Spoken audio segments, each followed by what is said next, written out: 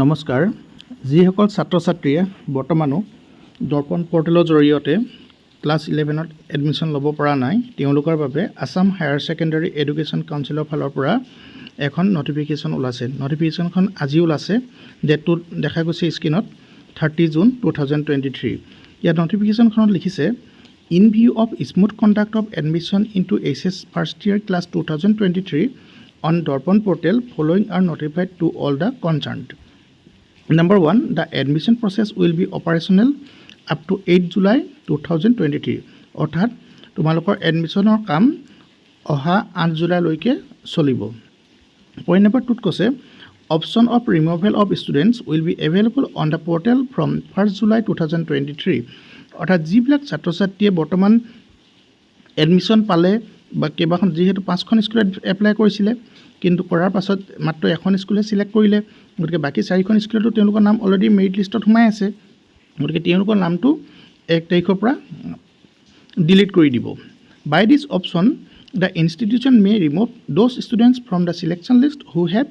accepted the admission offered but not taken the admission অৰ্থাৎ মই এতিয়া যিটো কথাটো ক'লোঁ সেইটোৱেই ইনষ্টিটিউশ্যনে কি কৰিব এই যে যিসকলে ফাৰ্ষ্ট লিষ্টত মানে প্ৰথম যিখন মেৰিট লিষ্ট ওলাইছিলে বা ফাৰ্ষ্ট প্ৰভিজনেল লিষ্ট ওলাইছিলে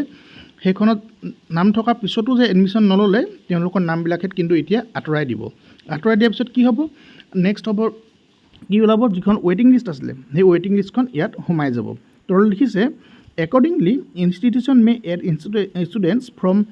দ্য ৱেইটিং list in the selection list তাৰপিছত নেক্সট কি কৰিব সেই যে ৱেইটিং লিষ্টত আছিলে সেই ষ্টুডেণ্টখিনিক তাত ভৰাই দিব পইণ্ট নম্বৰ 3 কৈছে students who have applied for admission but not selected may again apply for admission in other institution up to 4 July যদি ষ্টুডেণ্টে কোনোবা এপ্লাই কৰিছিলে কিন্তু এতিয়ালৈকে এডমিশ্যন পোৱা নাই কি কৈছে students who have applied for এডমিশ্যনৰ কাৰণে এপ্লাই কৰিছিলে বাট নট চিলেক্টেড কিন্তু তেওঁলোকে চিলেক্ট হোৱা নাছিলে মানে ফাৰ্ষ্ট প্ৰভিজনেল লিষ্টত চিলেক্ট হোৱা নাছিলে may again apply for admission in other institution up to 4 July তেওঁলোকে যদি এতিয়াও এডমিশ্যন পোৱা নাই তেতিয়াহ'লে বেলেগ ইনষ্টিটিউশ্যনক তেওঁ কি কৰিব পাৰে এপ্লাই কৰিব পাৰিব কেতিয়ালৈকে লাষ্ট ডেট দিছে 4 পইণ্ট নম্বৰ 4 দিছে institution shall complete the entire process of admission by 8 July 2023